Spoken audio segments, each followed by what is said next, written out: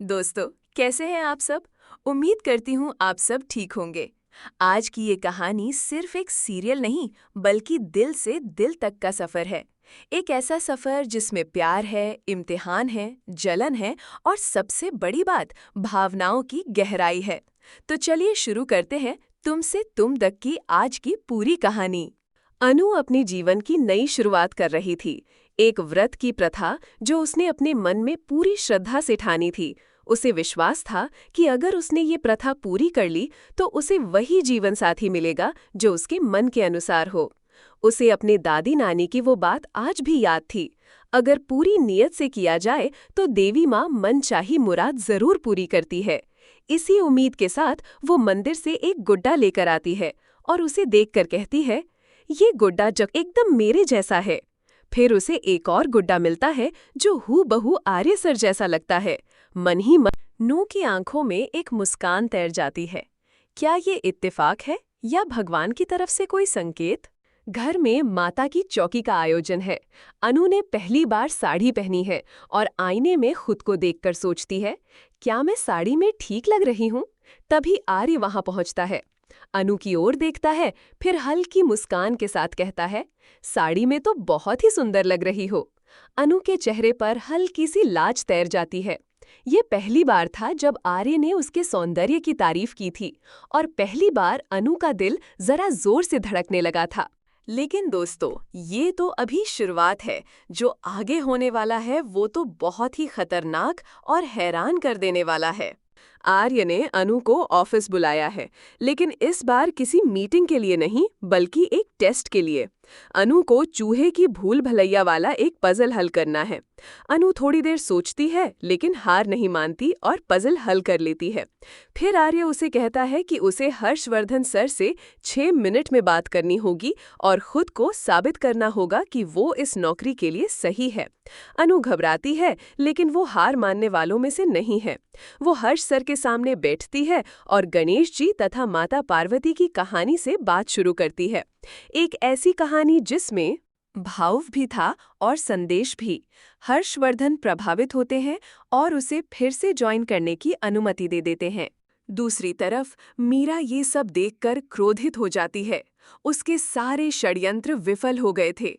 वो अनु को ऑफिस से निकालने के लिए कितनी मेहनत कर चुकी थी, लेकिन अनु ने फिर से अपने कौशल और निष्ठा से सबका दिल जीत लिया। अब अनु आर्या को एक स्क्रैप बुक देती है, जिसमें वो अपने बारे में कुछ बातें लिखने को कहती है ताकि वो उसे और बेहतर समझ सके। आर्य सहमति देता है। माता की चौकी की रात दोनों आमने सामने होते हैं। अनु ने अपने और आर्या जैसे 2 गुड्डे सजाकर रखे होते हैं। आर्य गुड्डेरो देखता है और सोचता है, ये गुड्डा तो थोड़ा थोड़ा मेरी तरह लग रहा है। तभी अनु पीछे से आती है और कहती है, सर, कैसी लगी मेरी सजावट? आर्य उसकी तरफ मुड़ता है और उसे देखता ही रह जाता है। अनु लाल साड़ी में किसी देवी की तरह लग रही थी।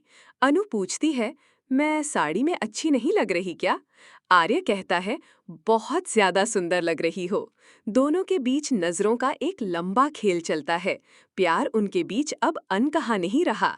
लेकिन तभी मीरा की एंट्री होती है और वो इन दोनों को देखकर जल जाती है। उसे अनु की हर चीज से नफरत है। उसका घर, उसका परिवार, उसकी सादगी, उसकी मासूमियत और अब शायद उसका प्यार भी। अब आर्य के मन में सवाल उठते हैं, क्या अनु के दिल में मेरे लिए प्यार पनप रहा है? वो धीरे धीरे अनु से दूरी बनाने लगता है। अनु को ये दूरी अच्छी नहीं लगती। वो खुद से सवाल करती है, क्या मैं आर्य को अपने दिल की बात बता दूं? अब सीरियल में आने वाला है सबसे बड़ा मोड़। आर्य और अनु के बीच की दूरियां बढ़ती जा रही हैं। अनु दिन ब दिन परेशान होती जा रही है। ऑफिस में आर्य का व्यवहार बदल गया है। पहले जो मुस्कुराता था, अब वो चुप रहता है। अनु को लगता है कि उसे अब आर्य से बात करनी होगी, वरना ये दूरी कभी खत्म नहीं होगी। वो एक शाम आर्या से मिलने जाती है और कहती है, सर, आप मुझसे नाराज हैं? आर्या कहता है, नहीं, लेकिन कुछ बातें हैं जो कहना मुश्किल होता है। अनु पूछती है, तो क्या मैं कहूँ? लेकिन आर्या चला जाता है। अनु की आंखों में आंसू आ जाते हैं। वो मंदिर जाती है और माता रानी से कहती है, अगर मेरे प्यार में सच्चाई है तो मुझे एक संकेत दीजिए। उसी समय मंदिर की आरती शुरू हो जाती है और घंटियों की आवाज उसके दिल में एक उम्मीद जगाती है। अब अनु ने तय कर लिया है, वो आर्य को सब कुछ बता देगी। लेकिन तभी मीरा एक नई साजिश रचती है।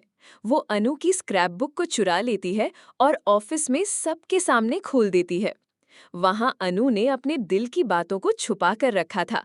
आर्या के लिए अपने जज्बात, अपनी भावनाएं। सब लोग पढ़ लेते हैं और अनु शर्म से गड़ जाती है। आर्य कुछ नहीं कहता। अनु ऑफिस छोड़ देती है। लेकिन कहानी यहीं खत्म नहीं होती। आर्य कुछ दिन बाद मंदिर में जाता है, जहां वो अनु को रोते हुए देखता है। वो उसके पास जाता है और कहता है, कभी सोचा नहीं था कि तुम इतनी सच्ची हो। अनु पूछती है, तो आप क्या चाहते हैं? आर्य मुस्कुराकर कहता है, मैं चाहता हूँ कि वो गुड्डा जो तुम्हारे पास है वो हमेशा तुम्हारे पास ही रहे, लेकिन अब असली वाला भी तुम्हारे पास हो। अनु की आंखें भर आती हैं। दोनों एक दूसरे को देखकर मुस्कुरा देते हैं। पीछे से घंटियों की आवाज और फूलों की वर्षा होती है।